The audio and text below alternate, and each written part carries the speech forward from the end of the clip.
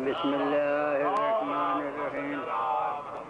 الحمد لله رب العالمين، والصلاة والسلام على سيد الأنبياء والمرسلين أبي القاسم محمد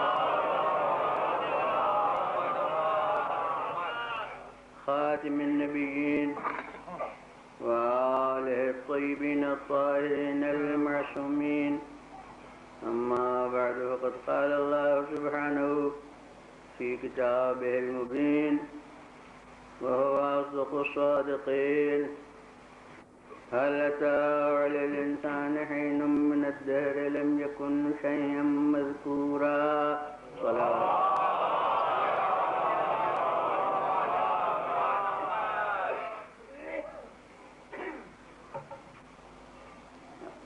آیت محتاج ترجمہ نہیں ہے، اور در حقیقت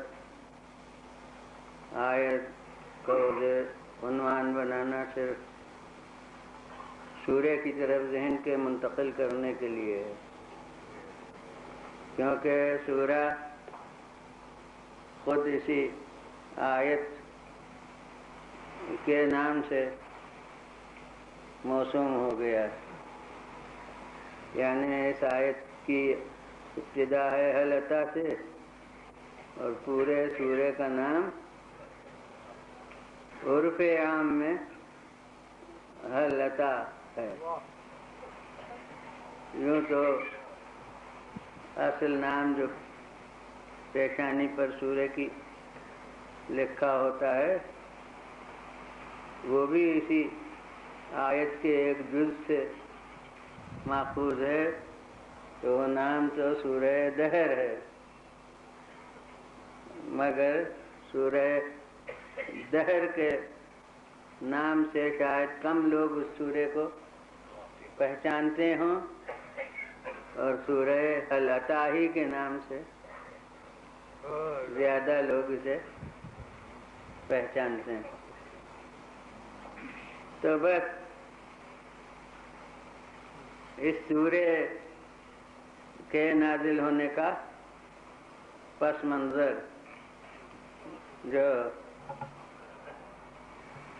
شرکائے مجلس کو تقریباً سبھی کو حفظ ہے، لیکن اس کے کیونکہ بعض اجزاء پر تبصرہ کرنا ضروری ہے، لہذا اس کو عرض کرنا کہ یہ سب کو معلوم ہے کہ شہزادے علیل ہوئے حسن و حسین، اور معلوم ہوتا ہے کہ بیماری کو طول ہوا. اب یہ چاہے روایت بتائے نہیں، مگر ہر ایک سمجھ سکتا ہے کہ صحت کے لیے نظر اسی وقت کی جائے گی جبکہ بیماری کو ذرا طول ہوا. تو جب بیماری نمایاں طور پر اس میں ہر ایک کو اہمیت محسوس ہوئی، تو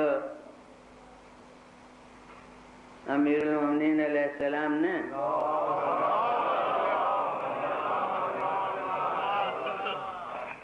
نظر فرمائی، اور میرا یقین ہے، ایمان ہے، بحد یقین ہے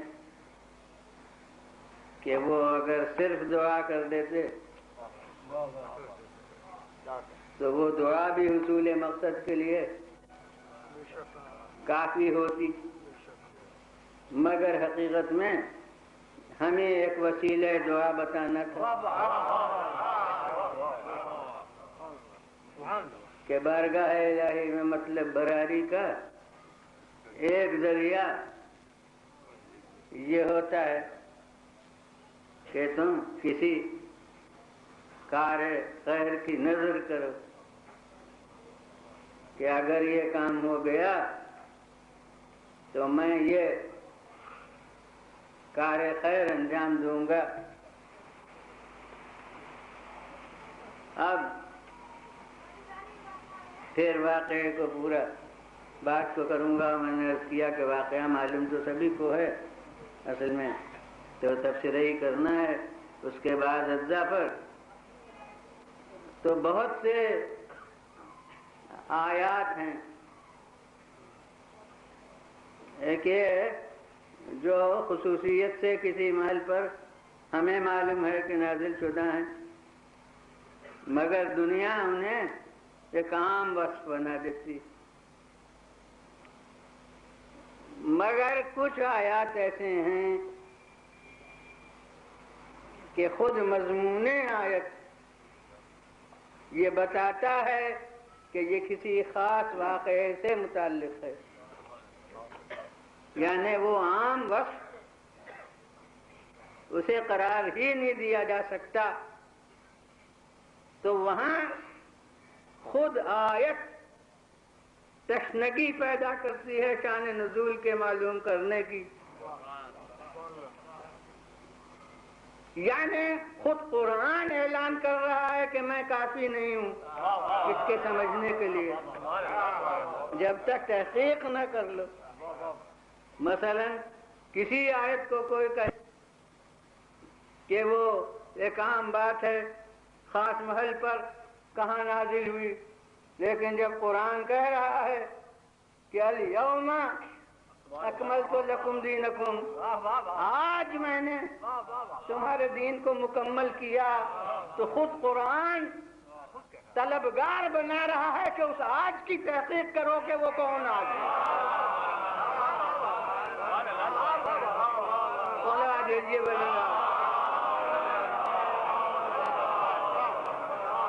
پھر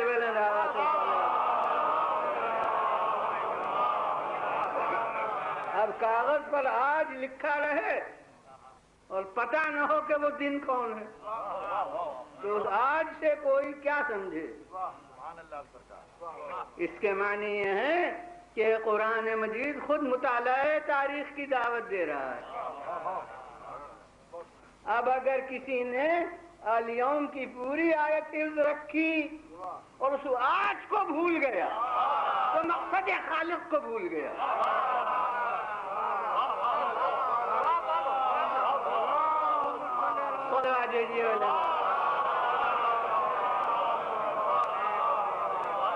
پھر میں نے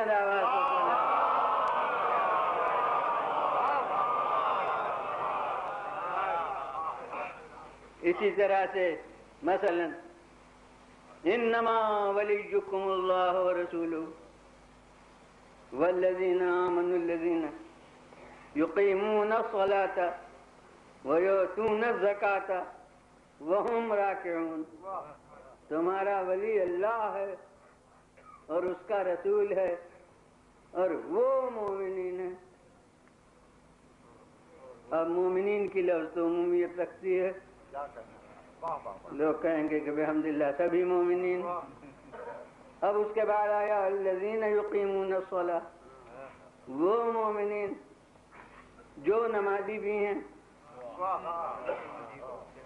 خیر وہ بقلم خود مومنین خارج ہو گئے جو اتفاق سے نمازی نہیں ہیں. مگر قرآنی تصور تو یہ ہے کہ مومن اگر ہے تو نمازی ضرور ہے، نمازی نہیں ہے تو مومن ہی کیسا ہے. لہذا ابھی اس صفت کو عام کو قرار دے سکتا ہے کہ جو یا نمازی ہوں وہ بھی سب مومنین بحمداللہ.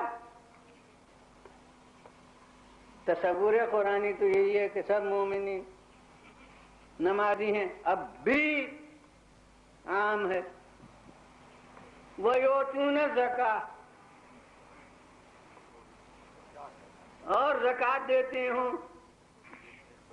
اب بھی سمجھ لیجئے کہ وہ تو جہاں جہاں حکم نماز ہے وہاں وہاں حکم زکوٰۃ ہے۔ اب چاہے ہمارے معاشرے میں شرائط سب مومنین میں زکوٰۃ کے نہ موجود ہوتے ہوں، اس لیے پابند شرع بھی بہت سے نمازی ہوں اور زکوٰۃ نہ دیتے ہوں، اس لیے کہ وہ شرائط ہی ان میں نہیں ہے۔ مگر اب یہ دوسرا شعبہ ہے، اس کو تفصیل سے ذہنیت کرنا ہے کہ قرآن میں ہر جگہ حکم صلاۃ کے ساتھ تقریباً حکم زکوٰۃ ہے۔ اس کے معنی یہ ہے کہ قرآن کو تصور نہیں رکھتا ایک قلاش معاشرے کی جس میں پیسہ ہی پاس نہ ہو، بلکہ اس کا تصور ایسے ہی معاشرے کا ہے جس میں ہر ایک کے پاس اتنا پیسہ ہو کہ وہ زکوٰۃ اس پر واجب ہوتی ہو۔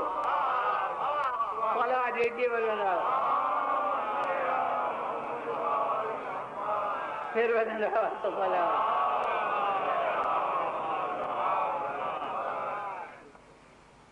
تو بہرحال جہاں تک کہ یؤتون زکاۃ آیا ابھی تک عام سمجھ لیجئے، لیکن جب اس کے ساتھ آیا وہم راکعون، زکوٰۃ دیتے ہیں اس حالت میں کہ جو رکوع میں ہیں، تو اب تو میں ہر مکتب خیال کی فقہ کی کتابیں ڈھونڈ رہا ہوں، ورق گردانی کر رہا ہوں، اور کہیں مجھے نظر نہیں آتا کہ کوئی نماز کی قسم ایسی بھی ہوتی ہو جس میں حالت زکوٰۃ میں، حالت رکوع میں زکوٰۃ دینے کا حکم ہوا ہو۔ تو میں کہتا ہوں کہ اب وہم راکعون کی صفت نے بتا دیا کہ یہ وصف عمومی نہیں ہے، مد خصوصی ہے۔ کوئی خاص نمازی تھا اور کوئی خاص زکوٰۃ دینے والا تھا جس نے حالت رکوع میں زکوٰۃ دی، تو اب خود قرآن چشمہ بنا رہا ہے کہ اس ایک کا پتہ چلاؤں، اور جب تک کہ اس ایک کا پتہ نہیں چلاؤں گا تو اس وقت تک پہلا مولا معلوم ہو جائے گا، دوسرا مولا معلوم ہو جائے گا، لیکن قیامت تک کے لیے جو مولا ہے اس کا پتہ نہیں چلے گا۔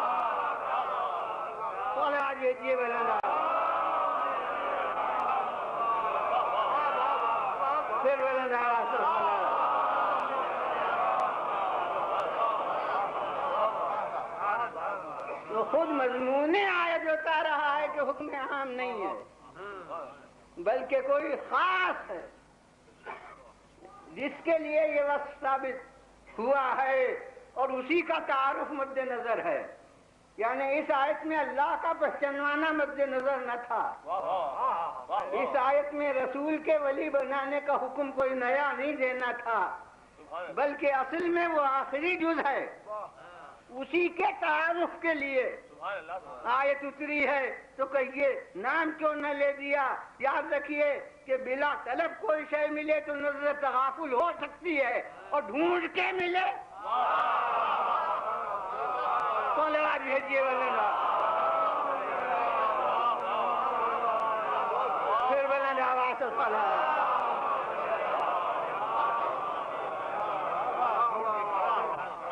تو اب تلاش تو کرنا ضروری ہو گئی بضرورت فہم قرآن، اور چاہے یوں کہیے کہ بضرورت معرفت مولا۔ اب تو ضرورت ہو گئی اس شخصیت کے پتہ چلانے کی کہ جس نے یہ غیر معمولی عمل کیا جو جزء قرآن بنا، اور جب تک جزء قرآن نہ بنتا کوئی کہتا کہ حالت رکوع میں زکوٰۃ دینا یہ رجوع قلب کے خلاف ہے، لیکن جس کی نماز ہے وہ اس عمل کو اتنا پسند کر رہا ہے کہ قیامت تک کی ابدی کتاب میں اسے جز بنا رہا ہے۔ اب آپ رجوع قلب کے معیار کو زیادہ سمجھ سکتے ہیں یا جس کی نماز ہے؟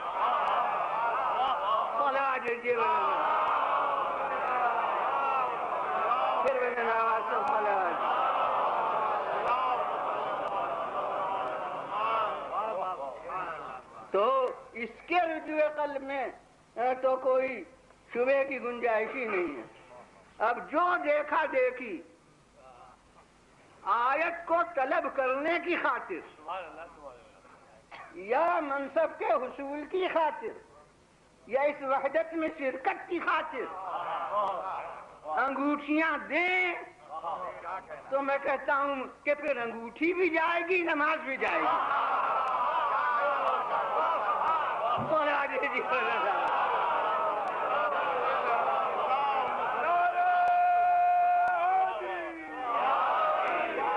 پھر میرا آواز تو پھر مولا دیجیے.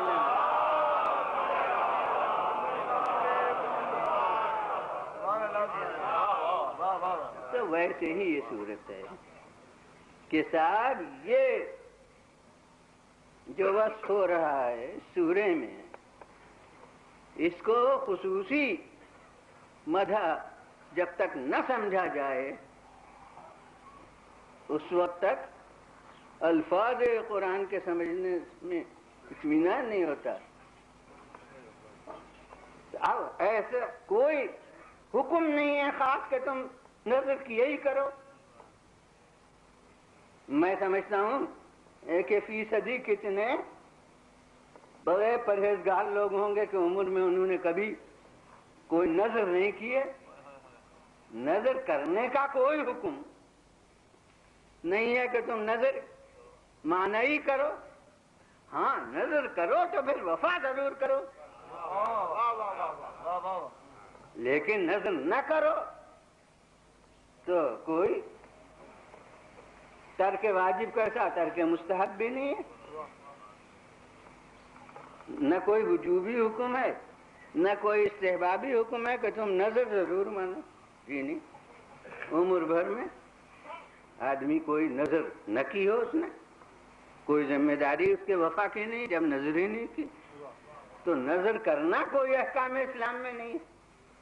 تو یہی کوئی وصف عام نہیں کہ آدمی نظر ہی کرے. پھر نظر بھی کرے تو یہ سب اس پر گزرے کہ نظر جب پوری کرے تو کوئی یتیم بھی آئے، کوئی اسیر بھی آئے، کوئی مسکین بھی آئے، اور وہ پھر کھانا بھی انہیں کھلائے. تو ذرا بھی کوئی اگر فہم قرآنی میں عام سمجھ سے کام لے تو بھی اس کی سمجھ میں آئے گا کہ یہ تو کوئی خاص روداد ہے جو سنائی جا رہی ہے، یہ کوئی عام تعریفیں نہیں ہیں. لہذا آیت تو خود بتاتی ہے کہ کوئی روداد ہے. بس اب میری عادت نہیں ہے ممبروں پر چیلنج دینے کی، مگر اس کو کوئی چاہے چیلنج اپنی لفظوں میں سمجھے. میں لفظ چیلنج نہیں کہتا، نہ کہنے کی خاطر کہہ رہا ہوں. یہ کہنے کو کہ میں یہ لفظ اس کو میں صحیح نہیں سمجھتا ہوں، مگر میں کہتا ہوں کہ صاحب الفاظ قرآنی بتا دے رہے ہیں کہ یہ کسی جماعت کی گزری ہوئی روداد ہے، کسی جماعت کی کسی وقت کی سرگزشت ہے جسے قرآن اپنی ابدی کی دستاویز میں پیش کر رہا ہے. تو اب دنیا کوئی روداد مجھے سنائے یا جو میں سنا مجھے سنے. اگر کسی کے پاس کوئی دوسری روداد ہو ان آیات کے مرکز کے لیے تو وہ روداد سنائے. بہرحال کوئی تو جماعت ہے جس کا یہ وصف خاص ہے اور جس کے عمل کا یہ نقشہ ہے جسے قرآن مجید نے پیش کیا ہے. تو اب دنیا بتائے کہ وہ کون جماعت. اب صرف پیشانی پر مکیہ لکھ دینے سے ذہن ہٹائیے اس منزل سے. تو یہ مکیہ و مدنیہ لکھنا تو آپ کے قلم کی بات تھی. اب ہمیں تو سورے کے مضامین سے دیکھنا ہے کہ وہ مکیہ ہے یا مدنیہ ہے، اور نہ جانے آپ نے کس غرض سے مکیہ لکھ دیا ہو. صلوات بھیجیے بلندہ.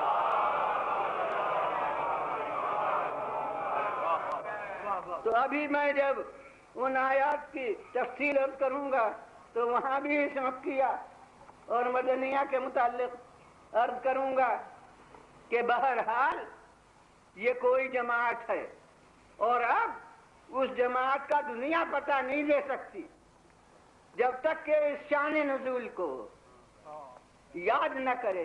اور اسی لیے مجبوراً علامہ فخر الدین رازی کو بھی اس سورے کی تفسیر میں مجبوراً پورا واقعہ لکھنا پڑا ہے، اس لیے کہ بغیر اس کے الفاظ آیت کا مضمون سمجھ میں نہیں آ سکتا. تو جناب بہرحال ہمیں جو معلوم ہے وہ یہی کہ شہزادے بیمار ہوئے اور ماں باپ نے نظر کی کہ ہم جب یہ انہیں صحت ہو جائے تو 3 روزے رکھیں گے. اصل نظر روزوں کی تھی کہ 3 روزے ہم رکھیں گے. اصل نظر ماں باپ نے کی تھی، لیکن اس خاندان کا ذوق اطاعت وہ ہے کہ بچے بھی شریک ہو گئے،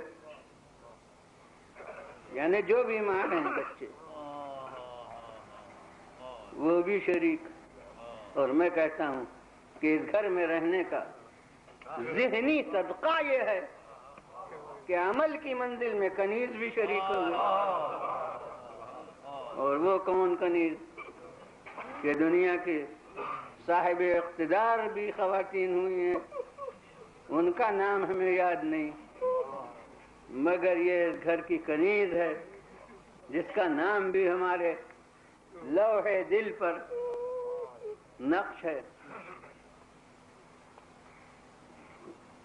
خداوند عالم نے بچوں کو صحت عطا فرمائی. اب یہ ہم میں سے نظر کرنے والے ہوتے ہوں گے، اور مجھے معلوم ہے ہوتے ہیں، کہ مقصد پورا ہو گیا مگر پھر بھی وفائے نظر میں اب تاخیر ہے. ارے اس وقت تو دل پر بنی تھی، اب وفائے نظر معلوم ہوتا ہے ایک بوجھا ہے جو سر سے اتارنا ہے، اور بسا اوقات نہیں پوری ہوتی منتیں. ڈل جاتا ہے وقت اسی لیٹ العلم میں اور نہیں پوری ہوتی، اور پھر جب نعمت سلب ہو جائے تو شکوہ ہوتا ہے. ارے تم نے اللہ سے اپنا عہد کب پورا کیا تھا جو تم اب اللہ سے کہتے ہو؟ وہاں تو کہہ دیا گیا کہ لئن شکرتم لازیدنکم، اگر شکر گزار ہوگے تو میں اور زیادہ عطا کروں گا، اور اگر تم نے کفران نعمت کیا تو پھر میری سزا بھی سخت ہے. تو کفران نعمت سے سلب نعمت ہوتا ہے. اب ہمارے یہاں کس کس طرح کفران نعمت ہوتا ہے وہ بہت تلخ حقیقت ہے جسے اس وقت نیت کروں گا. تو حضور والا یہ اور لوگ ہوتے ہوں گے نظر کرنے والے. ایک نمایاں انتظار یہ ہے کہ ابھی تو صحت حاصل ہوئی ہے، اب قوت بھی تو آ جائے.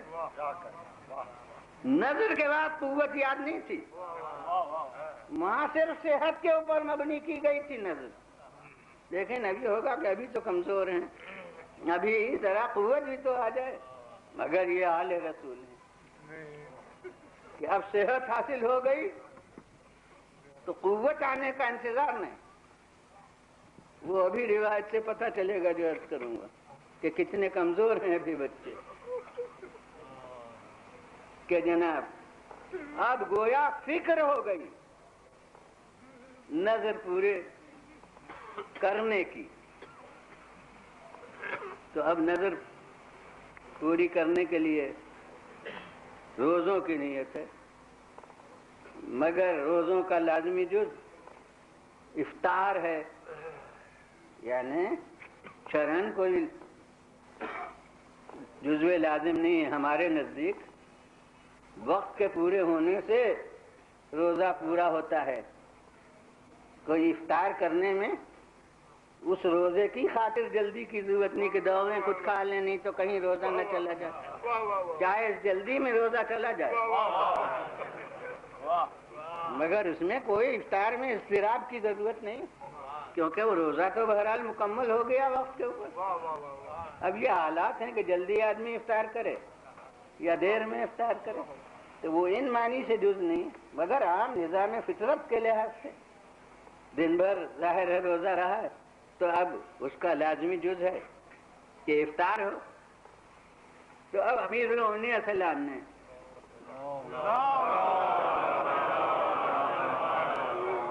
میں تو سمجھتا ہوں کہ ان روزوں کی رعایت سے کہ معلوم ہے کہ 3 دن کے روزوں کے ہمیں نظر لہذا روز کہاں جا کے انتظام کیا کریں گے. اب ایک ہی دفعہ 3 دن کے روزوں کے افطار کا سامان کر لیں. یہ بس مولا نے گویا سہولت عمل اختیار فرمائی. تو اب اس گھر میں جس طرح انتظام ہوا کرتا تھا اس طرح انتظام کیا کہ ایک یہودی کے یہاں تشریف لے گئے اور اس سے اجرت کے اوپر صوف حاصل کیا کہ یہ درست کیا جائے گا اور اس کی اجرت اتنی مقدار میں غلہ ہے اناج جو 3 دن کے روزوں کے افطار کے لیے کافی ہو. وہ جناب 3 دن بھر کا صوف کہ 3 دن میں وہ اس کو درست کیا جائے گا اور 3 دن کے افطار بھر کا غلہ یہ اس کی اجرت میں یہ لے کے تشریف لیا ہے.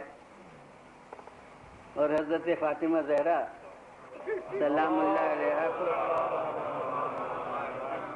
سپرد فرما دیا. اور اب 5 ہستیاں روزے دار ہو گئیں گھر میں جو ہیں. اب وہ کون کون کیا بتاؤں. کوئی گویا حد سے تجاوز سمجھے مگر میں کیا کروں جس حقیقت کی طرف میں توجہ دلانا چاہتا ہوں کہ ایک ہے حضرت علی ابن ابی طالب علیہ السلام, دوسرے ہیں حضرت فاطمہ زہرا سلام اللہ علیہا, تیسرے ہیں حضرت امام حسن, چوتھے ہیں امام حسین. یہی میں ذرا لرز رہا ہوں کہتے ہوئے کہ میں کیا کروں کہ یہاں 5 تن کی تعداد فضا کو ملا کے پوری ہوتی ہے. صلوات بھیجیے بلند پھر بلند آواز سے صلوات.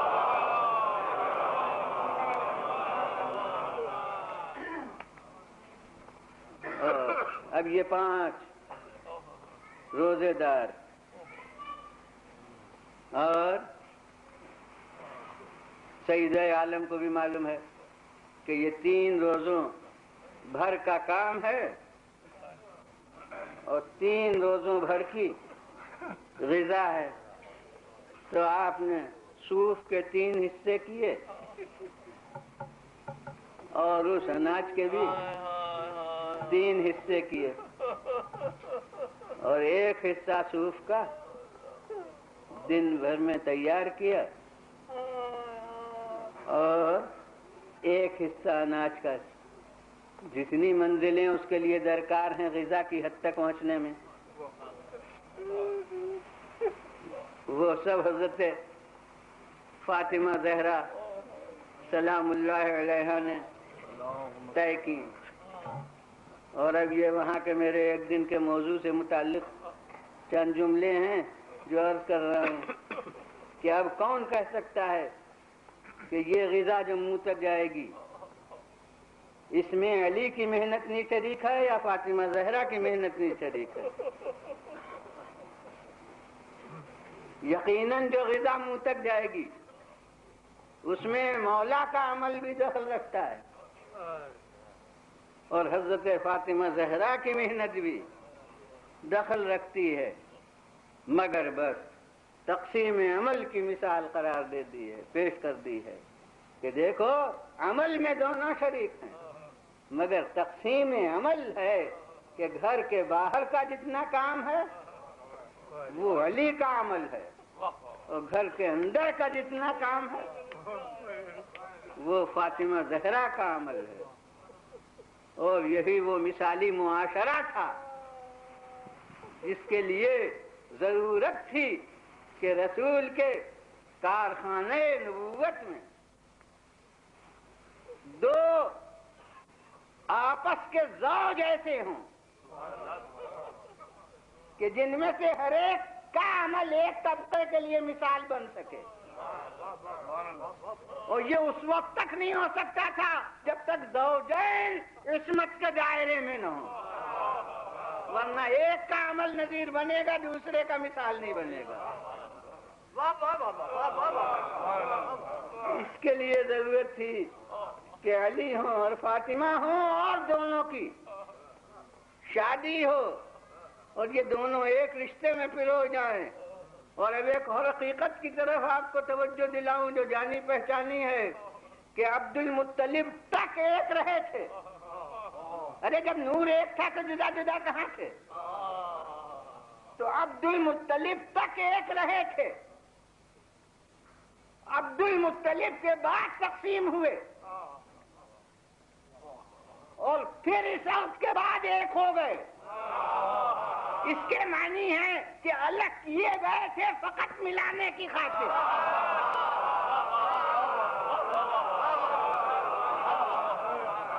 صلوات بھیجیے مولانا۔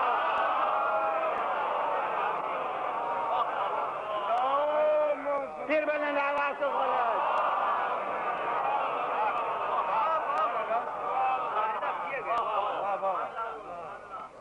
ضرورتاً الگ کیے گئے تھے، کیونکہ عبد المطلب کی منزل میں اگر الگ نہ ہوتے تو ان کے آئین شریعت کے روح سے پھر متحد نہیں ہو سکتے تھے۔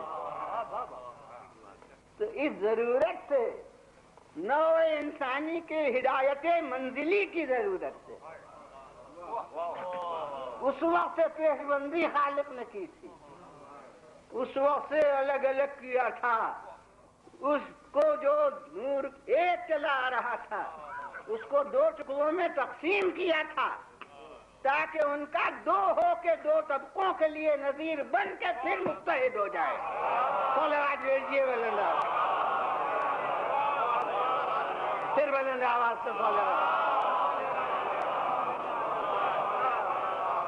اور یہ جناب ہمارے ہندوستان کے دیہاتوں میں رواج ہے۔ ہم بھی تو جناب غفران مآب کے پہلے تو دیہاتی کہتے، نصیر آباد ضلع رائے بریلی ہمارا، جسے اب تک بھی کبھی کبھی وطن کہتے ہیں کہ وطن جانا ہے، تو نصیر آباد کو ہم لوگ سب وطن کہتے ہیں، تو وہ دیہاتی تو ہے، تو اس لیے دیہات کے تقاضے مجھے معلوم ہیں، دیکھے ہوئے بھی ہیں، اور اکثر لوگوں کو معلوم ہوں گے کہ جب شادی ہوتی ہے اور اس کا بلاوا جاتا ہے تو اس وقت میں کچھ افراد ہیں جن کو دونوں طرف کے شجرے معلوم ہیں،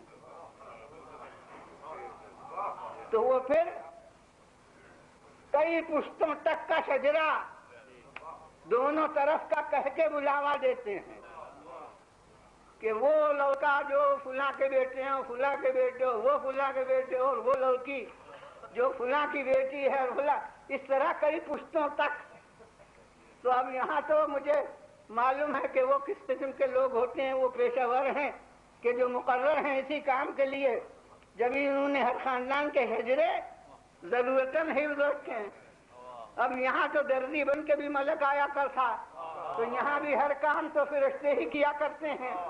لہذا فرشتے جو آئے ہیں خالق کی طرف سے اس منزل کے اوپر، ان کو لڑکے کا خاندان بھی بتانا ہے اور لڑکی کا خاندان بھی بتانا ہے، مگر خاندان کے لیے اسے کہیں دور تک کا شجرہ حفظ نہیں کرنا ہے. جبرائیل امین یہی پیغام لاتے ہیں کہ زوج النور من النور، پر نور کی نور سے شادی کر دیجیے. یعنی دولہا کا خاندان بھی نور ہے اور دلہن کا خاندان.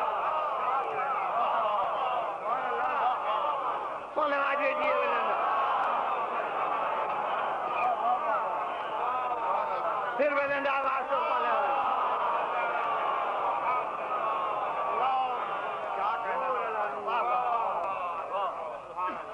اور اسی لیے اس نور کا مظہر جو آخری آیا ہے اور جو ابھی پردے کے اندر ہے، اس کے پشت پر بقلم قدرت لکھا ہوا ہے کہ یریدون ان یطفئوا نور اللہ بافواہہم. ارے ان لوگوں نے بہت چاہا کہ اللہ کے نور کو بجھا دیں اپنی پھونکوں سے، مگر خدا کو اسے باقی رکھنا ہو، اسے قیامت تک باقی رہتا ہے. اور اس کی اتفاق سے آپ کو شوق ہے تاریخ نکالنے کا کہ تاریخ ولادت بھی نور تھی. صلوات بھیجیے بلند، پھر بلند آواز سے صلوات. تو جناب والا اب وہ حسن اور حسین، خالق نے قرآن میں ایک اور لفظ کے ساتھ دونوں کا پتہ دیا. مرج البحرین یلتقیان، دو دریاؤں کو، وہ فرشتے کی زبان تھی، اس نے نور کہا اور خالق نے اسے کہا کہ بحر ہے، یہ بھی بحر ہے وہ بھی بحر ہے. ہم تو ندیوں کے معنی میں دریا کہتے ہیں، مگر حقیقت میں فارسی اور عربی میں دریا اور بحر سمندر کو کہتے ہیں. یعنی نہ اس کی تھا کسی کو معلوم، نہ اس کی تھا کسی کو معلوم، نہ اس کے فضائل کی کوئی حد، نہ اس کے فضائل کی کوئی حد. تو اس نے خاندان دونوں کا بتایا نور، خالق نے دونوں کو بتایا کہ دونوں دریا، دونوں بحر، اور وہ لامحدود ذات عالم امکان میں اسے لامحدود دیکھ رہی ہے. اور اب جو برآمد ہیں نسل کے، تو یخرج منہم اللؤلؤ والمرجان، وہ موتی ہیں کہ جو برآمد ہوئے ہیں ان دونوں دریاؤں سے. تو اب اس میں وہ سب شریک ہیں اس عمل میں، یعنی وہ علی ہیں اور وہ فاطمہ ہیں. اور اب انہوں نے کردار کی منزل میں یہ مثال قائم کی کہ دیکھو، یہ نہ سمجھنا چاہیے کہ اسلام نے کسی ایک طبقے کو بیکار بنا دیا اپنے نظام کے روح سے، مگر ہر ایک کا کام اس کے نوعیت فرائض کے لحاظ سے. علی کا کام دروازے کے باہر تھا، گھر سے باہر، اور فاطمہ کا کام گھر کے اندر. اب جناب یہ دونوں کی محنت کا نتیجہ، اور دسترخوان بچھا اور افطار کا سامان آیا. وہ سامان کیا؟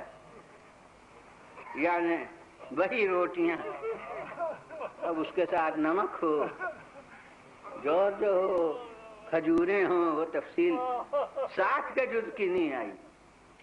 بہرحال روٹیاں اسی اناج کی جو اس محنت کے نتیجے میں وہ سامنے آیا تھا کہ بس ادھر وہ دسترخوان بچھا، ادھر دروازے پر سے آواز آئی کہ انا مسکین من مساکین المدینہ، میں ایک مسکین ہوں، غریب ہوں، مدینے کے غریبوں میں سے،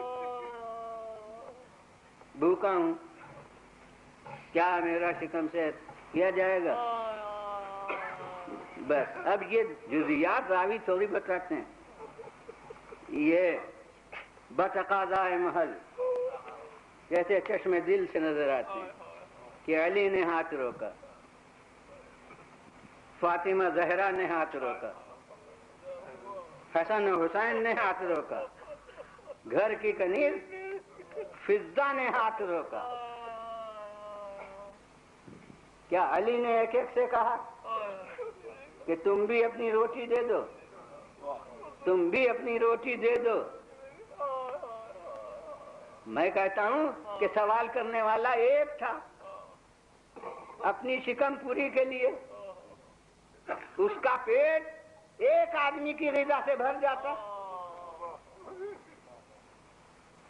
ایک آدمی سوال کر رہا ہے اپنی شکم پوری کے لیے اور اس کو 5 آدمیوں کی غذا چلی جاتی ہے، تو کیا علی نے ہر ایک سے کہا تم بھی دو؟ ضرورت کیا تھی؟ وہ تو تنہا ان کی روٹی چلی جاتی تب بھی اس کا مقصد پورا ہو جاتا، اس کا سوال پورا ہو جاتا۔ مگر اب شاعروں کی زبان میں کہوں کہ جیسے توارد فکر ہوتا ہے ویسے یہاں توارد عمل ہے۔ جب روح اطاعت میں سب ایک تھے تو منزل عمل میں جدا نہیں ہو سکتے تھے، اب ہر ایک اپنا ہاتھ روک رہا ہے، یعنی ہر ایک چاہ رہا ہے کہ میری روٹی جائے، تو اب تو علی مانے خیر ہوتے جو کسی کو روکتے۔ صلوات بھیجیے بلند آواز، پھر بلند آواز سے صلوات۔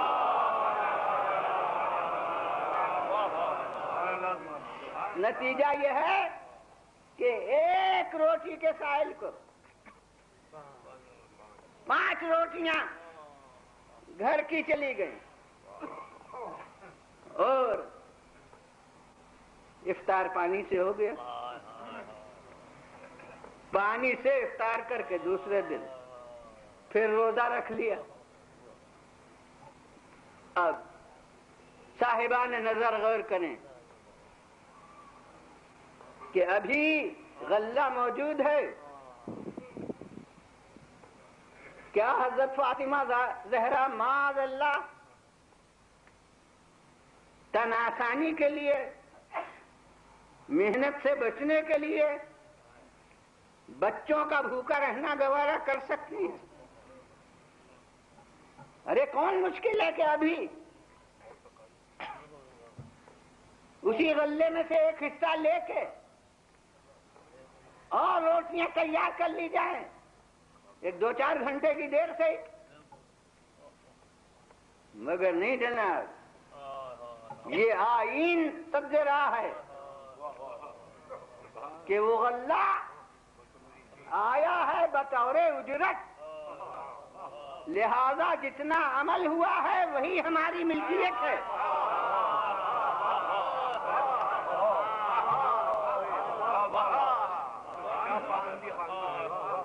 غلہ گھر میں موجود ہے مگر ابھی وہ اپنی ملکیت نہیں ہے، کیونکہ جس عمل کی اجرت میں لایا گیا ہے وہ عمل ابھی وجود میں نہیں آیا، تو اس اجرت کا استحقاق نہیں پیدا ہوا۔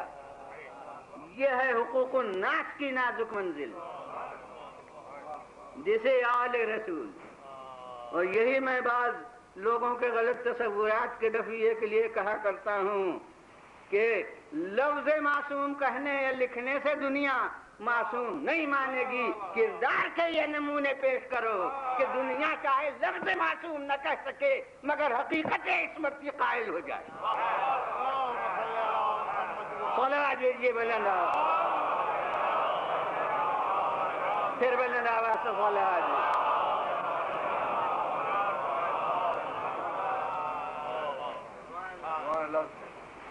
اب ظاہر ہے کہ دوسرا روزہ ہے بغیر غذا، اور پھر وہی سب منزلیں عمل کی طے ہوتی ہیں. تو امیر المومنین ایک ساتھ لا چکے ہیں، مگر فاطمہ زہرا کو تو اب آج کے حصے کا عمل کرنا ہے، لہذا پھر ایک دوسرا حصہ صوف کا آج تیار کیا گیا، اور ایک دوسرا حصہ جو غذا کا تھا اس کو تیار کیا گیا. اور اب افطار کا وقت آیا، اور اب جب افطار کے لیے غذا سامنے آتی ہے تو دروازے پر سے آواز آتی ہے کہ انا یتیم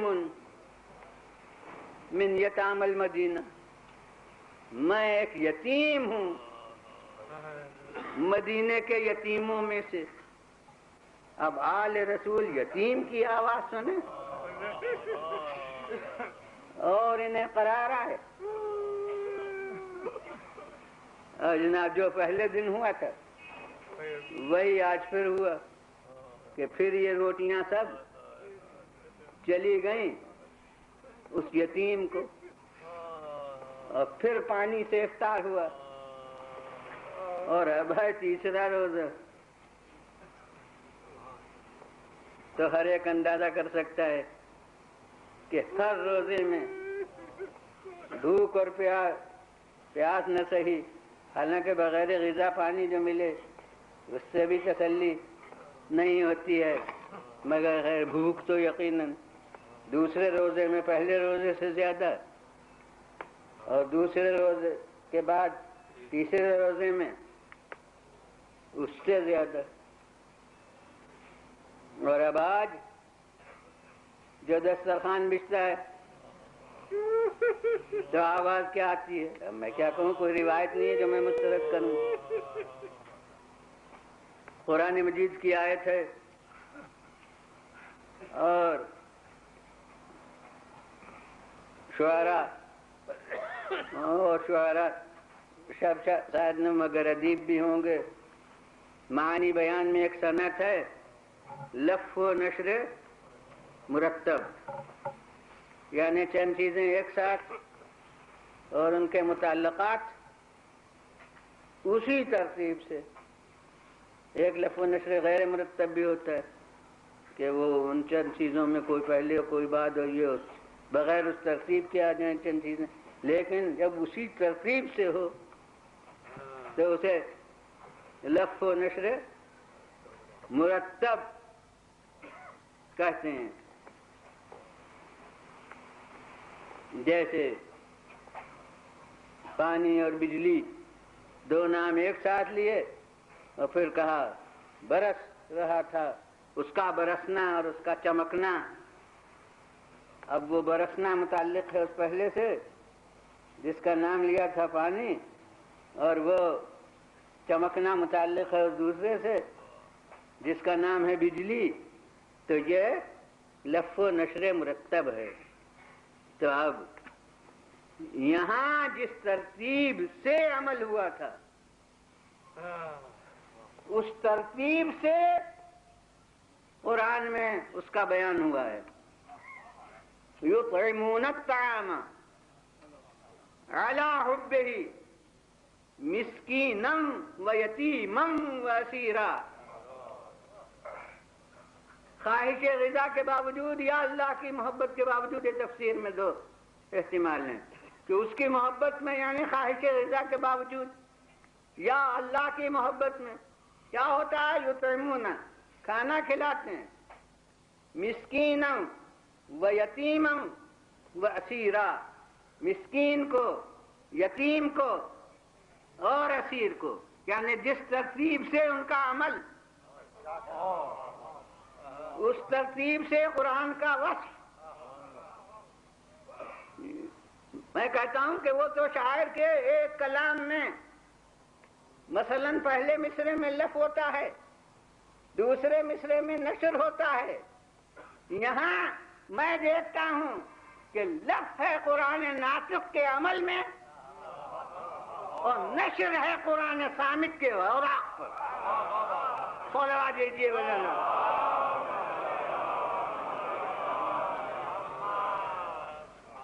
یعنی جس ترتیب سے وہاں عمل ہے، اب ظاہر ہے کہ علم الہی زمانے کے لحاظ سے وقوع کا محتاج نہیں ہے، مگر علم ہوتا تو ہے بربنائے واقعہ. زمانہ یہ نہیں ہے کہ پہلے نہ معلوم ہو، جب دیکھیں تو معلوم ہو. وہ ازل میں علم ہے مگر ہوتا ہے بربنائے واقعہ. تو میں کہتا ہوں کہ لوح محفوظ میں جیسے آیتیں بہہ رہی تھیں ان کے عمل کو سامنے رکھ کر، پہلے مسکین کو دیا تو لوح محفوظ میں آیا مسکینن، اور دوسرے دن دیا یتیم کو تو لوح محفوظ کی لفظ آئی یتیمن، اور تیسرے دن دیا اس تیسرے کو تو آیت آئی وسیرا. یعنی ان کا عمل ہے اور قرآن کی آیت میں اضافہ ہو رہا ہے قلم قدرت سے.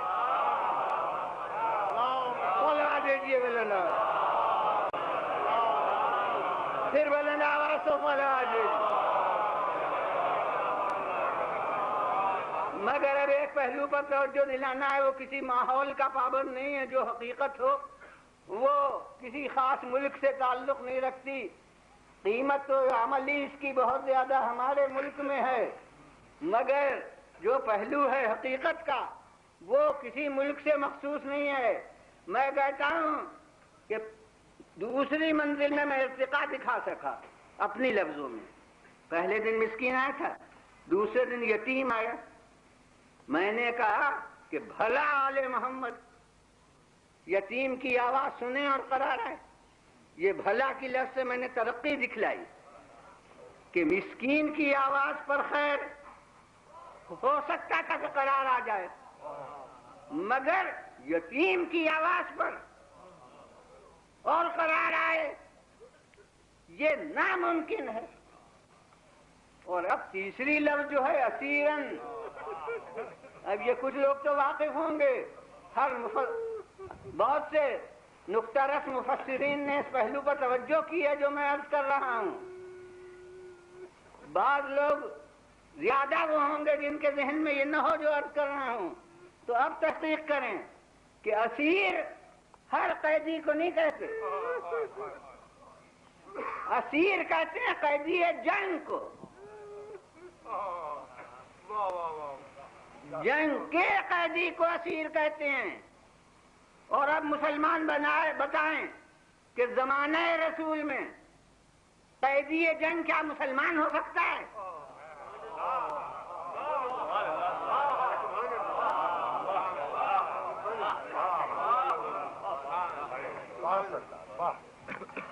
اسیر کے معنی ہیں قیدی جنگ. اس سے ایک حقیقت کا پتہ چلتا ہے، پہلے دن مسکین تھا، دوسرے دن اسیر تھا، اور بھوک کا طوفان بہوا ہے، مگر وہ سب حقوق ایمانی کا امتحان تھا. اور آخری دن جب خواہش غذا معراج کمال پر ہے تو آج حق انسانی کا امتحان ہے، حق ایمانی کا نہیں.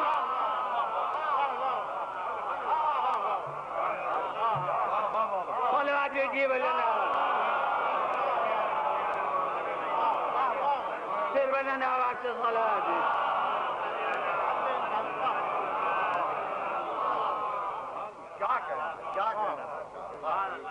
اور جس طرح اس یتیم کی آواز سن کے ہاتھ نہیں رکے تھے، جس طرح مسکین کی صدا سن کے قرار نہیں آیا تھا، اسی طرح آج اس صاحب حاجت انسان کی آواز سن کے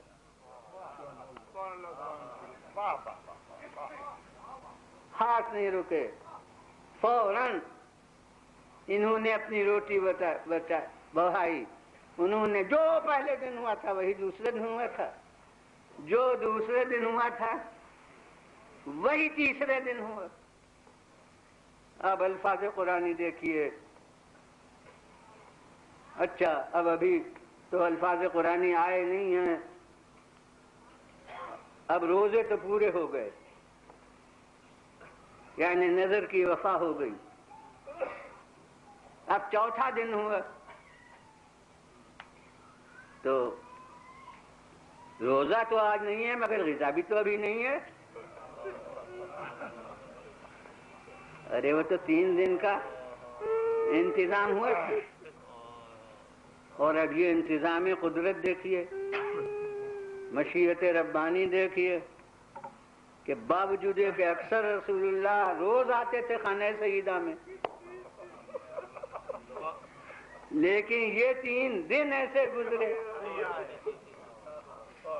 یوں کہوں کہ عمل جب تک راہ امتحان میں رہا اس وقت تک رسول بھی بیت الشرف میں تشریف نہیں لائے. اب چوتھے دن حضرت پیغمبر خدا صلی اللہ علیہ وآلہ وسلم خانہ حضرت فاطمہ زہرا میں تشریف لائے. تو یہ تہذیب ہے خاندان رسالت کی کہ رسول ہمیشہ اذن مانگتے تھے، اذن مل کر جب ملتا تھا تو تشریف لاتے تھے، اور اب جو ہی رسول آئیں گے تو جتنے افراد خانہ ہیں سب تعظیم کو کھڑے ہوں گے. تو اب علی تعظیم کو کھڑے ہوئے، حضرت فاطمہ زہرا سلام اللہ علیہا تعظیم کو کھڑی ہوئی، اور وہ دونوں بچے جو ابھی بیماری سے اٹھے تھے اب وہ تعظیم کو کھڑے ہوئے. تو جو غیر معمولی چیز ہوتی ہے وہی جزو تاریخ و حدیث بنتی ہے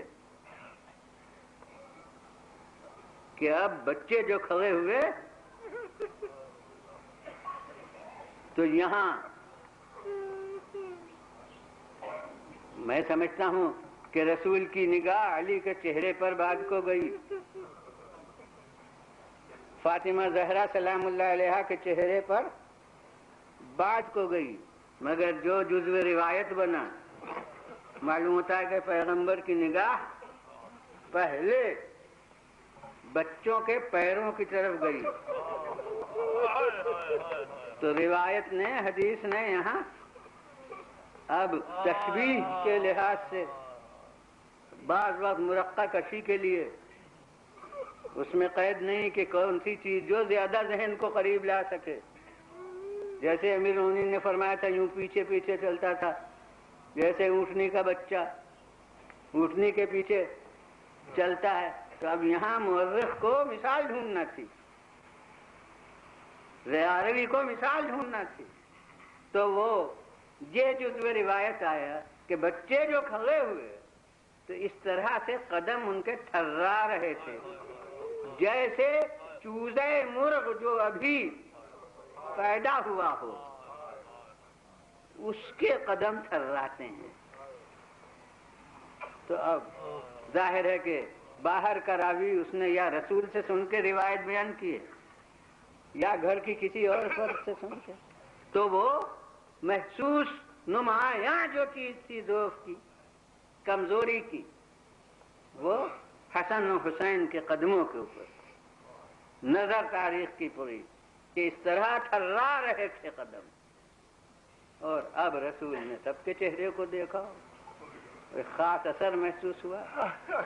اور اسے بہت دفعہ کہتا رہا ہوں کہ وہ علم نبوت اور علم امامت الگ چیز ہے، لیکن عام نظام یہی تھا کہ بات پوچھی جاتی تھی، سوال کیا جاتا تھا.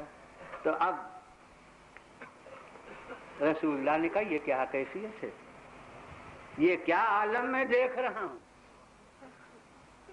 تو اب امیر المومنین علیہ السلام نے گویا پیغمبر کے علم نبوت کا حوالہ دیا. تو حضور خدا اور رسول کو زیادہ معلوم ہے، ہم کیا عرض کریں.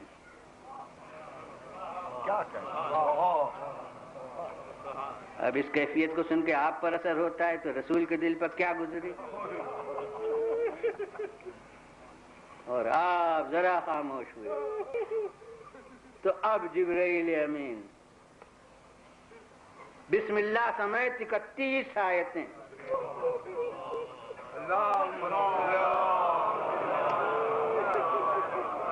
سورہ دہر کے لیے ہوئے آئے. کیا بلندی ہوتی ہے اگر یہ اپنے عمل کی رودات سناتے. صلوات بھیجیے مولانا. پھر مولانا اور صلوات.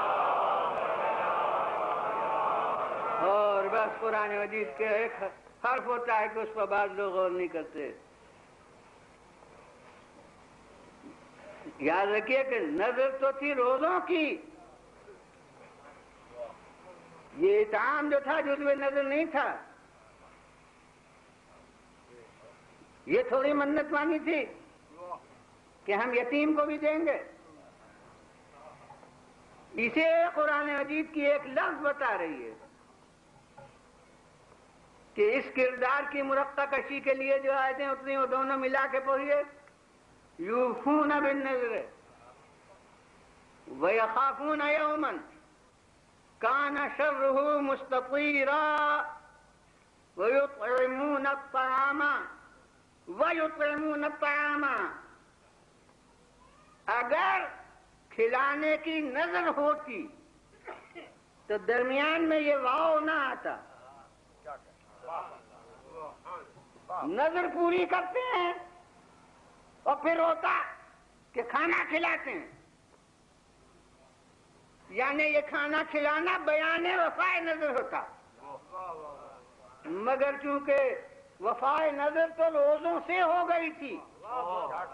یہ فاضل عمل تھا وفائے نظر کے آگے. لہذا واو درمیان میں آیا کہ وفائے نظر کرتے ہیں. یہ ایک کام ہے.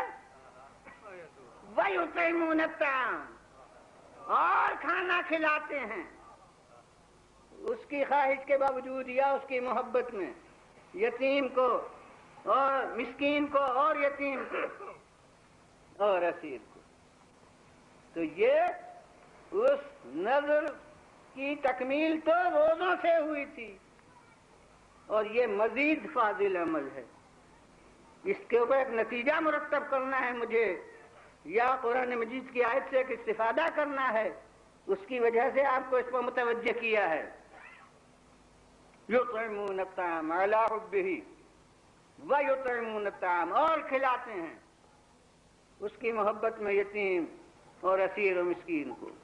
انما نطعمکم لوجہ اللہ لا نريد منکم جزاء ولا شکورا. ارے یہ ہم تمہیں کھلاتے ہیں صرف اللہ کی رضا کے لیے. نہ تم لوگوں سے جزا چاہتے ہیں نہ تم لوگوں سے شکر گزاری چاہتے ہیں. عام تصور یہ ہے کہ انہوں نے کہا یہ مگر کیا انہوں نے کہا یہ وہ سب اجتماعی طور پر کب آئے تھے؟ جو جمع کے صیغوں سے کہتے انما نطعمکم ہم تم لوگوں کو کھلاتے ہیں. وہ لوگ کب آئے تھے؟ وہ تو ایک دن ایک عدد مسکین تھا, ایک دن ایک عدد یتیم تھا, ایک دن اسیر تھا تنہا. وہ اجتماعی طور پر کبھی آئے ہی نہ تھے. تو اب کیا ہے؟ ہم تمہیں کھلاتے ہیں صرف اللہ کی رضا کے لیے. نہ تم سے جزا چاہتے ہیں نہ تم سے شکریہ چاہتے ہیں. اور ماشاءاللہ نقطہ رس لوگ ہیں, افراد ہیں کہ جس کو دیا جائے اس سے یہ کہا جائے تو اس میں بلندی بھی نہیں رہتی. ارے اس سائل سے کہا جائے کہ نہ تم سے جزا چاہتے ہیں اور نہ تم سے شکریہ کہتے ہیں. ہم میں سے کوئی سائل کو دینے والا تو یہ کہے گا نہیں. آل رسول سائلوں سے کہتے تو سائل کب ایک دم سے آئے ہی نہ تھے. نہیں, یہ زبان سے نہیں کہا تھا, یہ ان کے دل کی صدا تھی جسے خالق نے اپنے الفاظ میں جزو قرآن بنا کے اتار دیا. اور میں کہتا ہوں کہ گفتار و کردار اور نیت کا معصوم ہونا، اس سے بڑھ کے کیا ہوگا کہ نیت ہو بشر کی اور کلام بن جائے اللہ کا۔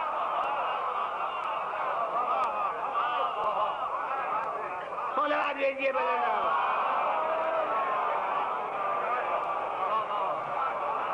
پھر بلند آواز سے صلوات۔ انما نطعمکم لوجہ اللہ، ہم تمہیں صرف خدا کی مرضی کے لیے دیتے ہیں۔ یہ ہر دن ان کے دل کی آواز تھی جسے اللہ نے قرآن بنا کے اتار دیا۔ اب خدائے عادل، اس کے عدل کا کیا تقاضا ہے؟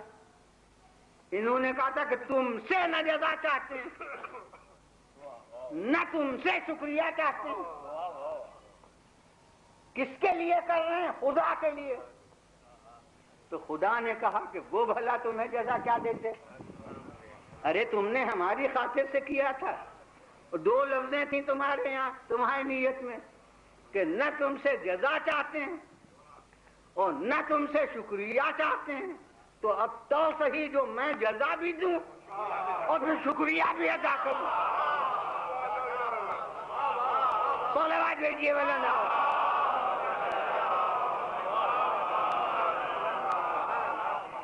پھر بلند آواز سے صلوات۔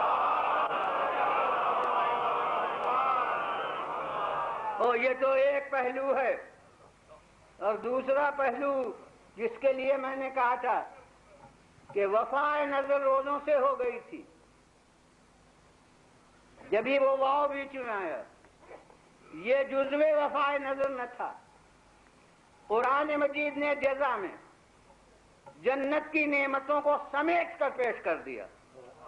کسی جگہ قرآن میں یکجائی طور پر یہ نعمتیں مسلسل تابع و توڑ نہیں بیان ہوئی ہیں۔ جتنی نعمتوں کے خزانے ہیں جنت کے، سب انواع و اقسام، ایسے قصر اور ایسے چشمے اور ایسے کھانا، ایسی غذا اور ایسا لباس اور ایسا جو کچھ بھی نعیم جنت ہے، سب کو سمیٹ کر رکھ دیا گیا۔ مگر قرآن نے پہلے ہی کیا کہا تھا ان نعمتوں کے ذکر کے وقت کہ جزاہم بما صبروا، اللہ نے ان کے جزا دی ان کے صبر کی۔ اب علماء سے دیکھیے فاستعینوا بالصبر والصلاۃ، مدد حاصل کرو صبر اور صلاۃ سے۔ بظاہر بے جو ہے، صلاۃ سے اور صبر کا کیا ذکر؟ صبر اور صلاۃ سے۔ تو علماء کہتے ہیں کہ صبر نام ہے روزے کا، روزے کا نام ایک صبر ہے، فاستعینوا بالصبر والصلاۃ، یعنی صوم و صلاۃ۔ تو روزے کا نام ہے صبر۔ خالق نے کہا جزاہم بما صبروا، اللہ نے جزا دی ان کے صبر کی، یعنی جتنے نعیم میں جنت ہے سب تو ان کے روزوں کے صلے میں چلی گئی۔ جتنے نعمات جنت ہیں سب روزوں کے صلے میں چلے گئے، اور عمل کا ایک شعبہ ان کے باقی ہے۔ وَيُطْعِمُونَ الطَّعَامَ، تو چاہے خدا، تو کیا خدائے عادل عمل کی منزل کو اپنی جزا سے کم رہنے دے؟ وہ ہوگا ظلم۔ مگر نعمت کا یعنی جزائے جنت کا پورا سرمایہ صرف ہو گیا صوم کے مقابلے میں جو انہوں نے روزے رکھے، اور ایسے روزے یعنی بغیر افطار، یہ جو روزے رکھے ان کے جزا میں پوری جنت جو تمام جزا کا سرمایہ ہے وہ ختم ہو گیا۔ تو اب وہ جو ان کا عمل باقی ہے وہ کہاں سے آئے جس کے لیے جزا؟ تو عادل خدا نے اب آخر میں کہا کہ ان ھذا کان لکم جزاء، اور جو ترجمہ میں کر رہا ہوں بے سمجھے نہیں، یہ نہیں کہا کہ ان ھذا جزاؤکم، یہ تو تمہاری جزا ہو گئی، جی نہیں، ان ھذا کان لکم، ارے ابھی تک یہ غیبت کے صیغے تھے کہ انہیں جزا دی، انہیں جزا دی، اب خالق کی نظر کرم خود ان کی طرف متوجہ ہے کہ انہیں سب دے کر وہ کہہ رہا ہے کہ ان ھذا کان لکم، یہ تو تمہاری کچھ جزا ہو گئی، یہ اس تنوین سے جو جزان پر ہے، تنوین ہوتی ہے قلت کے لیے، اس کی نظیر قرآنی رضوان من اللہ اکبر، اللہ کی ذرا سی مرضی بڑی سے بڑی چیز ہے، تو یہ ذرا کے معنی اس تنوین سے پیدا ہوئے ہیں۔ اب یہاں وہی تنوین ہے، یہ نہیں کہ یہ تمہاری جزا ہے، یعنی ان ھذا کان لکم جزاء، یہ تو تمہارے لیے کچھ جزا ہے، اس کے معنی ہے کہ تمہارے عمل کی پوری جزا تو اب بھی نہیں ہوئی، یہ تو تمہارے لیے کچھ جزا ہے، اور اب جو عمل کا پلہ ابھی گرا ہے تو لو کان سعیکم مشکورا، تمہاری سعی ہمارے نزدیک لائق شکریہ بھی ہے۔ خدا دیجیے بلند، پھر بلند آواز سے بولا۔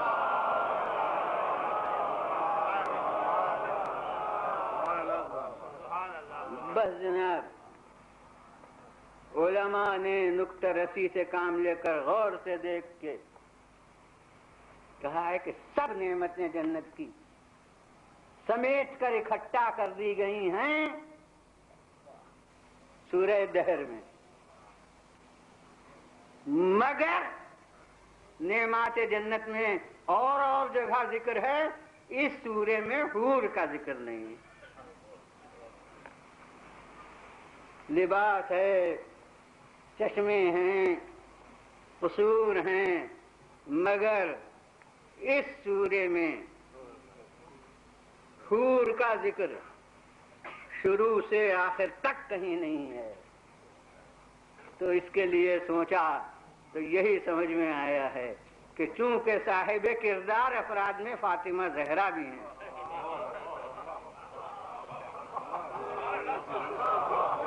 اس لیے بلاغت قرآنی کے خلاف تھا۔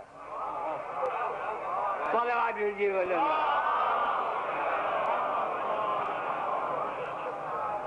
پھر بلند آواز سے بولا۔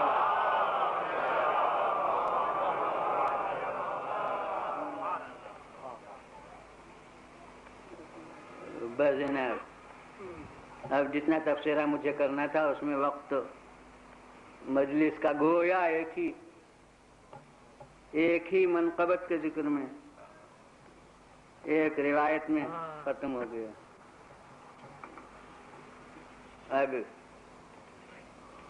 بس میں تو اب یہ کہوں گا کہ یہ کچھ ان کی تاریخ زندگی سے یہ 3 دن کی خصوصیت کچھ وابستہ ہے۔ باب فضائل میں یہ 3 ہیں، روزے، اور باب مصائب میں وہ 3 دن ہیں کربلا والے۔ ان 3 دن میں کم سے کم بیچ میں پانی تو مل رہا تھا،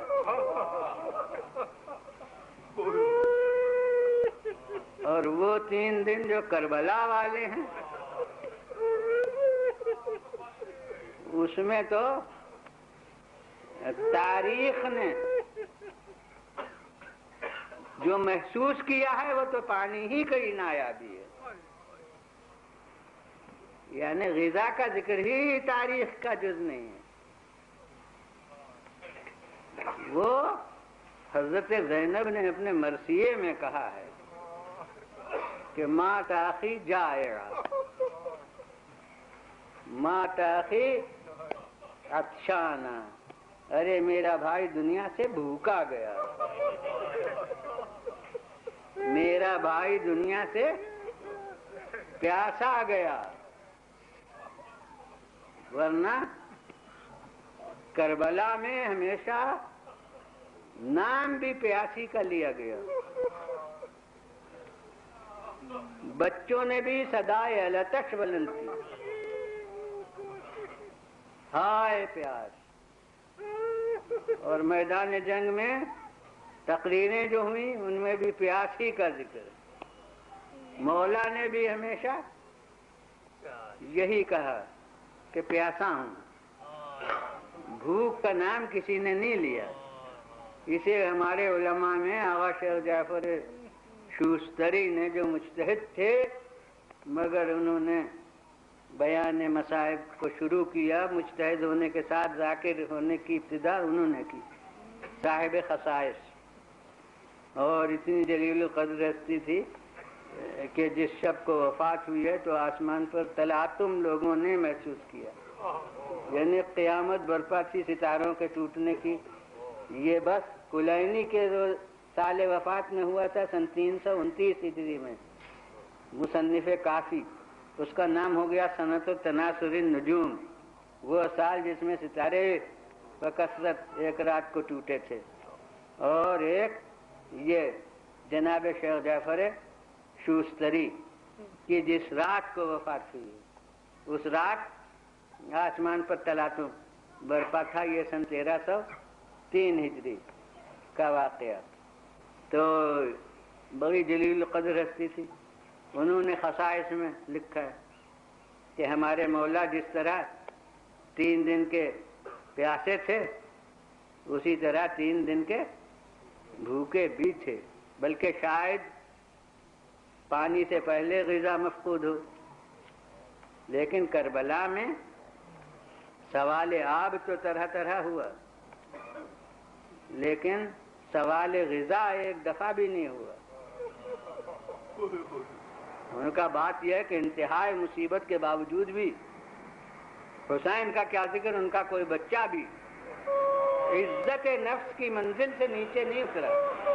پانی کا مانگنا عیب نہیں ہے۔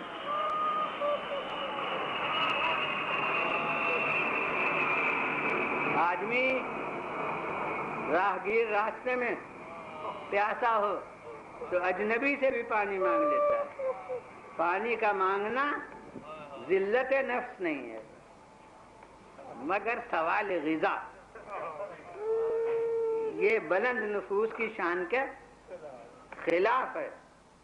کربلا کے میدان میں پیاس کا نام لیا گیا، بھوک کا نام کبھی نہیں لیا گیا۔ یہاں تک تو انہوں نے فرمایا ہے، اور میرا ضمیر کچھ آگے بھی کہتا ہے۔ میرا ضمیر یہ کہتا ہے کہ پانی بھی اگر ان کا جمع کردہ ذخیرہ ہوتا تو شاید مولا نہ مانگتے، کیونکہ اللہ کی بہائی ہوئی نہر سامنے تھی۔ تو یہ پانی کا سوال نہ تھا، حقوق انسانی کے لیے احتجاج تھا۔ یہی اصحاب نے تقریروں میں کہا ہے کہ ارے یہ نہر بہ رہی ہے، اس میں سے نجس جانور تک آ کے غذا حاصل کرتے ہیں اور نہاتے ہیں، اور یہ رسول کا نواز ہے۔ تو یقیناً پانی طرح طرح سے مانگا، اور اب آپ کے سامنے تو واقعات ہیں۔ میں کہتا ہوں کہ پانی مختلف طرح مانگا، لیکن جس طرح مانگا وہ ہمیں معلوم ہے۔ یہ کہا کہ تمہارے نبی کا نواسا ہوں اور پیاسا ہوں، یہ کہا کہ علی و فاطمہ کا بیٹا ہوں اور پیاسا ہوں، ارے یہ کہا کہ تمہارا بلایا ہوا مہمان ہوں اور پیاسا ہوں، مگر یہ ایک دفعہ بھی مولا نے نہیں کہا کہ میں نے تمہیں پانی پلایا تھا، اس لیے کہ احسان کر کے یاد دلانا یہ بلند ظرفی کا تقاضا نہیں ہے، یہ تو کسی بچے نے کے آ کے نہیں کہا، کہ ہم نے انہیں پانی پلایا تھا، یہ کیسے لوگ ہیں کہ ہمیں نہیں دیتے پانی؟ سکینہ تک نے نہیں کہا. یہاں تو احسان کیا جاتا تھا بھول جانے کے لیے، اسے یاد دلانا تھوڑی، وہ ہم نے کسی صلے کی امید میں تھوڑی کیا تھا. اور اہل عزا ہر طرح پانی مانگا، بلکہ جب سوال آب میں اپنی زبان نے کام نہ کیا تو بے زبان کی زبان سے بھی کام لیا. مگر یہ سوال غذا نہیں کیا. ہاں، زینب کبریٰ نے مرثیہ میں کہا. اور اہل عزا وہ تو میں نے کہا کہ وہ 3 دن تھے، یہ 3 دن کربلا کے بھی، مگر یہ 3 دن تو 7ویں سے اور 10ویں تک ہیں. اب زینب کبریٰ کب تک پیاسی رہیں؟ جناب ام کلثوم کب تک پیاسی رہیں؟ اور اہل عزا علی اصغر کی حد آتش بتا سکتا ہوں، مگر سکینہ کب تک پیاسی رہیں؟ کوئی کہے کہ کب حد آتش، میں کہتا ہوں جب تیر آیا، تیر سے دور بڑھائی ہوئی، تیر سے سمجھیے پیاس بھی بجھ گئی، لیکن سکینہ کب تک تشنہ لب رہی؟ سالہ گزشتہ کی آج کی مجلس میں عرض کر چکا ہوں گا کہ مجھے تو تاریخ میں پتہ ہی نہیں لگتا کہ کھانا کب آیا اور پانی کب آیا. میری تو سمجھ میں یہی آتا ہے کہ بس جو پہرا بیٹھا تھا وہ اٹھ گیا،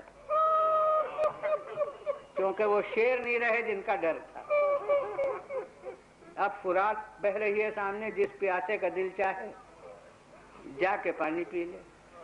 پھر کبھی غذا بھی آئی ہوگی جب فرصت ہوئی ہوگی، کبھی پانی بھی آیا ہوگا، مگر کب آیا میں یہ نہیں بتا سکتا. جزو تاریخ نہیں ہے، ایک عام روایت ہے. وہ جو آپ سنا کرتے ہیں وہ کہیں تاریخ میں ہے نہیں کہ کب آیا. اور میرے سامنے تو ایک دلدوز پہلو ہے کہ جو پیاسوں کی طرف آگ بھیجیں گے وہ بھلا پانی بھیجیں گے.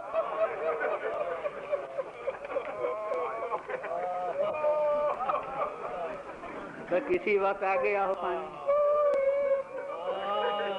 سال گزشتہ تو یہی شب کے حال پر میں نے شاید ختم کی تھی مجلس. اب آج تو 11 محرم کی تاریخ ہے، اور 11 محرم میں کہتا ہوں بڑے قیامت کا دن ہے. کوئی کہے کہ کیا عاشور سے زیادہ قیامت ہے؟ میں کہوں گا کہ میرے نزدیک ایک پہلو سے زیادہ قیامت ہے. وہ یہ کہ عاشور کے دن سے سب کچھ ہو گیا تھا مگر شہزادیاں قید نہیں تھی.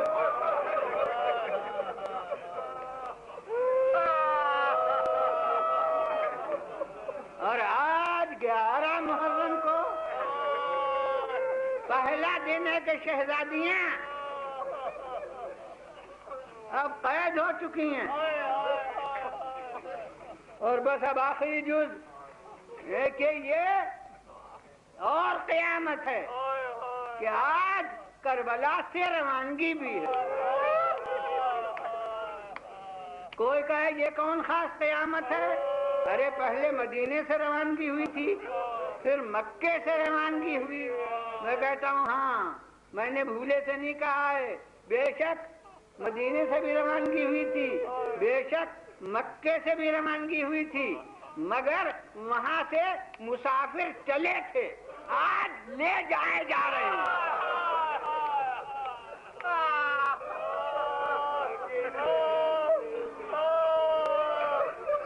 اب آپ نے محسوس کیا کہ کیا قیامت ہے. اور جب لے جائے جا رہے ہیں تو کدھر سے؟ سنی ہوگی آپ نے، روایت مشہور ہے کہ جنگ خیبر میں رئیس یہود کی بہن قید ہو کر رسول کے سامنے آئی. کوئی درست مزاج آدمی نہیں لایا تھا، جناب بلال کے ساتھ آئی، مگر پیغمبر نے محسوس کیا کہ کچھ خاص تغیر ہے. بیتاب ہے خاتون. پیغمبر نے فرمایا کیوں، تمہارے ساتھ کیا کوئی زیادتی ہوئی ہے؟ دیکھیے قیدیوں سے یوں دلجوئی سے بات ہوتی ہے، تمہارے ساتھ کوئی تشدد ہوا؟ اس نے کہا حضور جھوٹ نہیں بولنا ہے، میرے ساتھ کوئی تشدد نہیں ہوا ہے، مگر مجھے ادھر سے لائے ہیں جدھر میرے بھائی کا لاشا تھا، اس کی وجہ سے مجھ پر یہ تغیر ہے۔ بس مجسم خلق عظیم کی تیریوں پر بل آ گئے۔ فرمایا بلال بہت سخت دل ہو، کوئی عورتوں کو ادھر سے لاتا ہے جدھر عزیزوں کے لاشیں ہوں۔ اب میں کہتا ہوں کربلا میں کون تھا جو اتنا ہی کہتا کہ ارے زینب کو چاہے لے چلو مگر ادھر سے نہ لے چلو جدھر حسین کا لاشا ہے۔ اب اہل عزا کس مقرر میں دم ہے کہ وہ اپنے الفاظ سے اس واردات قلب کی ترجمانی کر سکے۔ جب لیلا کی نگاہ ہو علی اکبر کا لاشا ہو، جب بیوہ حسن کی نگاہ ہو قاسم کا لاشا ہو، جب ام کلثوم کی نگاہ ہو اور ابو الفضل العباس کا لاشا ہو، اور اہل عزا ذرا دلوں پر ہاتھ رکھیے کہ ایک بیوی تو اپنے چاند کو ڈھونڈتی ہی رہ گئی، وہ کون رباب ہے جس کے چاند کو مولا نے خاک میں چھپا دیا تھا۔ بس اہل عزا آپ کہیں گے بھئی یہ آخری جملے نہیں تو مجلس ختم، کہ سب نام لیے ایک نام تو لیے ہی نہیں۔ میں کہتا ہوں بخدا زینب کا کارنامہ ہے کہ اس موقع پر زینب کی نگاہ حسین کے لاشے پر نہیں ہے، زین العابدین کے چہرے پر ہے۔ کہتی ہے بیٹا یہ کیا عالم ہے، معلوم ہوتا روح جسم سے مبارکت کر جائے گی۔